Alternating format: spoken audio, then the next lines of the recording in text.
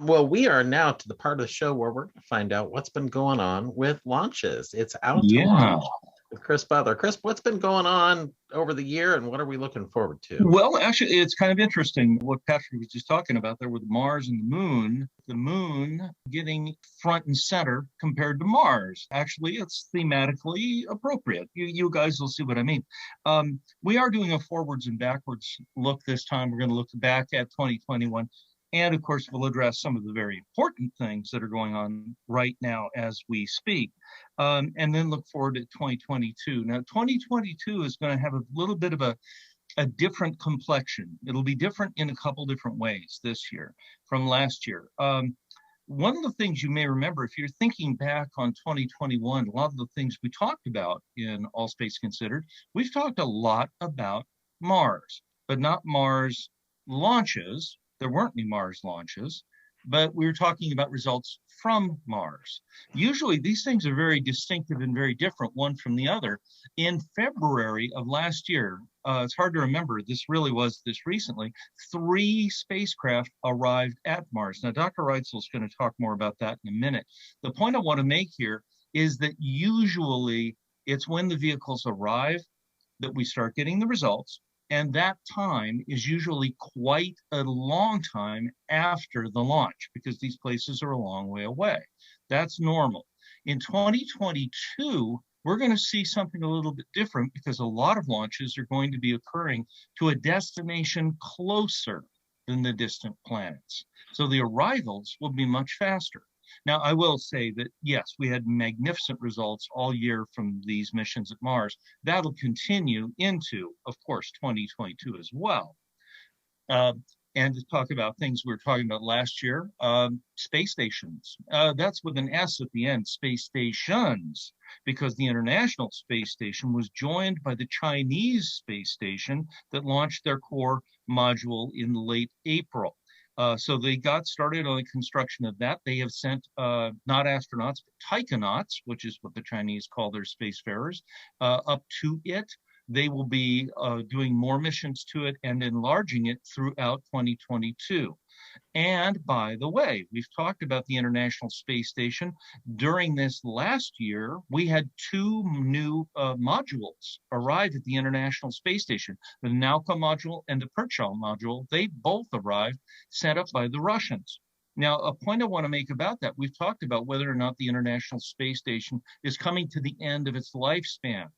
Well, here we are, sending up new modules. We're reinvesting in the space station. We're enlarging it, in fact. And looking ahead to 2022, just recently, the US and Russia have agreed to operate the station at least to 2028, and the US has indicated they'd like to operate it till 2030. So that'd be 8 years from now. So space stations last year, but also you'll see a lot more space station support in 2022.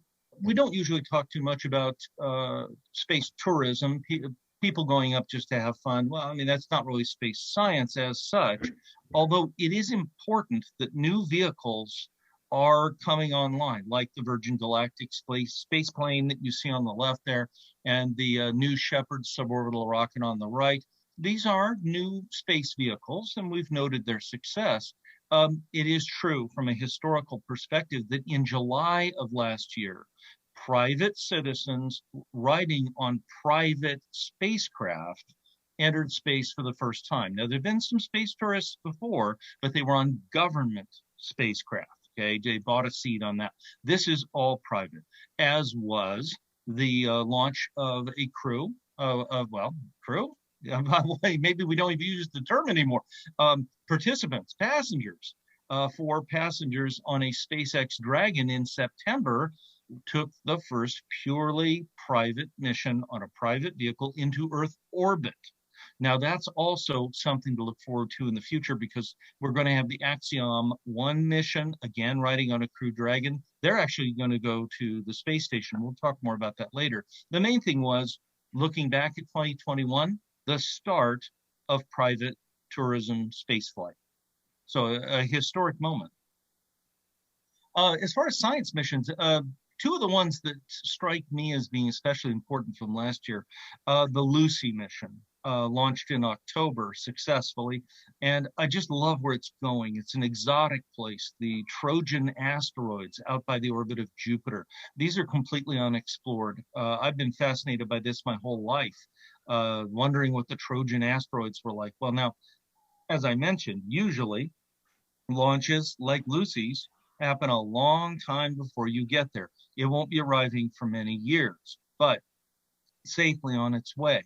Now, DART is the Double Asteroid Redirection Test, good name for it. That launched in November, and interestingly, its destination is not so far away. And, well, you'll see what's going to happen at its destination. I'll talk about that in a moment, because it's going to arrive at November of this year. So about a 1-year flight to its destination. It's an important mission. We'll talk about it in a moment. Well, obviously, the big Christmas present for all of us was the launch of the James Webb Space Telescope, the successful launch from South America of this very long-awaited telescope. At long last, after years of delays and everything else, the Webb telescope is indeed on its way. And then, of course, you remember what the drama was going to be at the end of the year. If you want drama, we have all been sitting here on pins and needles for quite a while. As the drama unfolds, story of a telescope that just needs to open up. And we don't mean emotionally, we mean physically, because that thing was folded up like crazy to fit this giant instrument inside the launch shroud, the nose cone of its rocket. And this process, we've talked about it before. You've seen me getting nervous about this. Wow, complicated. But you know what? I'm here to report to you tonight. We've gotten every single step except the very, very last one has been successfully accomplished. We are almost there. The Webb telescope's almost completely deployed as of now. Now, not quite. The next step's tomorrow. And you want to keep tabs on this. If you want to watch what's going on with this, there's a website. Actually, the Goddard Space Flight Center has this website out there, and it's the one I've been going to. And going to, checking on this as we came up on every step. And it's allowed me to follow through. This shows the current status of the telescope. You can watch the next step. You can play a little movie. Of course, now there's only one more step. They've unfolded the sunshade for the telescope. The optics for the telescope are now, the secondary mirror has swung out in front. One of the two side panels of the telescope's mirror is out. Tomorrow, the last one clicks in, and then we'll be set, okay? Well, actually, that'll be the start. This is a perfect time to start talking about the future, about 2022, really, because you all will be asking, when do we get our first picture, right? Well, it's going to take time to commission the telescope. A good guess as to when we might get the first really amazing pictures, maybe something like the middle of 2022, should be about right. And then it'll start years and years and years of operation up there in space. So very, very good news for the end of the year and the start of this new year. One of the things I thought I'd be talking about with you at this time was going to be a test of the SpaceX giant rocket, the Starship system being built in South Texas. However, that's been delayed a little bit, partly because they've been doing lots of testing and so forth with the vehicle down at the SpaceX site in Boca Chica, Texas, but more to the point because the Federal Aviation Administration is still working on their approval of the launch. Remember, they're not trying to launch this from Cape Canaveral from a government missile range. They're trying to launch it from land that's actually pretty close to Brownsville, Texas. And this is a rocket as powerful as the Saturn V. So they have been saying, well, we need a little more time to process a public comment and things like this. The thought is, the FAA is saying, round about March, beginning of March, is when they'll be able to make their pronouncement, and I'm sure they're going to approve it. They're just going through the process. So first part of the year in springish, we should expect to see the first of hopefully many launches of the Starship system in 2022. The Artemis 1 mission is going to launch. That's also looking like March. So it's going to be a busy March for giant rockets. This is a launch of the Space Launch System, NASA's giant Saturn V size moon rocket.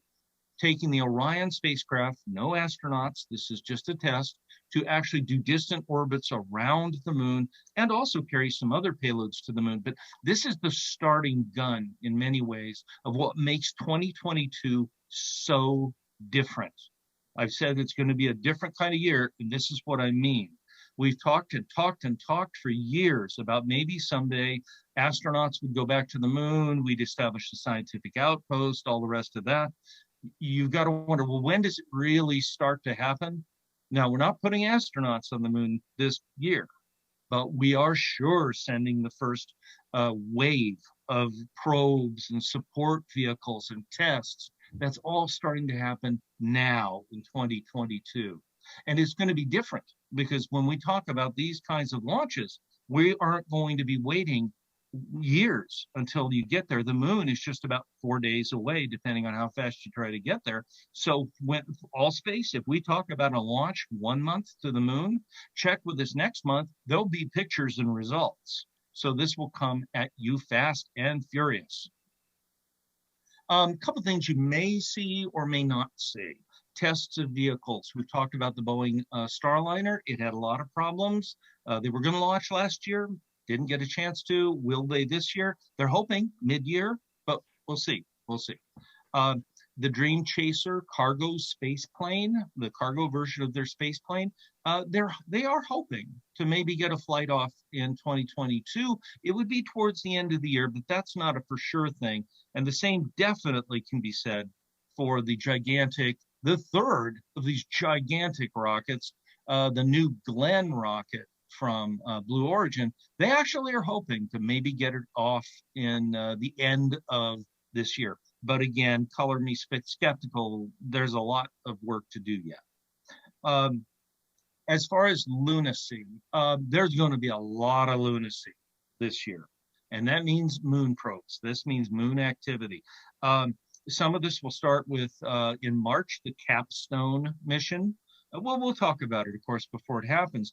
CAPSTONE is a vehicle, a small probe, to go out and actually research an orbit. Scientists, theoreticians have designed a distant orbit around the moon where they want to put a moon space station, basically, orbiting the moon. This vehicle is going to go out and make sure that orbit behaves the way they think it will. It's an interesting, complex orbit. And then there are landers and landers and landers of all different kinds coming in there. We're going to be landing, I believe, in Mare Serenitatis, one of the probes. I want to draw your attention to Luna 25. That's not the United States. That's Russia getting back into the moon lander game. The last time they landed on the moon, 1976. And they're getting back into it now. This is really going to heat up. And other nations are interested too. In fact, all told, they're thinking about 15 launches to the moon conducted by 9 nations in 2022. Lunacy. It's going to be really exciting. There will be launches to other places like the JUICE mission, the Jupiter Icy Satellites mission of the European Space Agency. That will launch in May, but of course they're not going to the moon, they're going to Jupiter. So it'll be years until they arrive, but the launch is in May. We also have, I'm psyched for this one. It'll take a while to get there. This is an asteroid mission to one of my favorite asteroids, Psyche. The asteroid Psyche, the most metallic of all the asteroids. We're going to have our first ever mission to Psyche. Again, takes a little while to get there, but the launch, August 1st, I'm going to be excited for that one. For you Mars folks, I don't want to let you feel left out. We do have a Mars launch coming up this year. September, the EXOMARS rover. Lander, or rover actually, will launch in September. This will be a Mars landing and a rover for the European Space Agency, but obviously it won't arrive right then, but we'll keep our fingers crossed for the launch in September. We're going to wind up the year with a bang, literally. I mentioned the DART mission, the double asteroid redirection test, a first planetary defense test we've ever had to see if we used a spacecraft and hit an asteroid, could we deflect its path a little bit? This one's not coming towards us, folks. There's no danger to us. They're testing the capability of doing this, but the very, very, very first test is going to arrive in November. and it's going to slam the spacecraft into this little moon of an asteroid. And so we will end the year, begin the year, all of it with lots of excitement. So that's a report on what's out to launch, Dr. Eitzel. Back to you. Well, that's all we have going on. It's going to be such a slow year. Nothing to look forward to. No, it's going to be a lot of fun. The DART mission is one of my favorites. Although I don't know how many of you have seen that movie, Don't Look Up, but makes you wonder if it would get used at all if we figure out how to the technology on doing that. So anyway,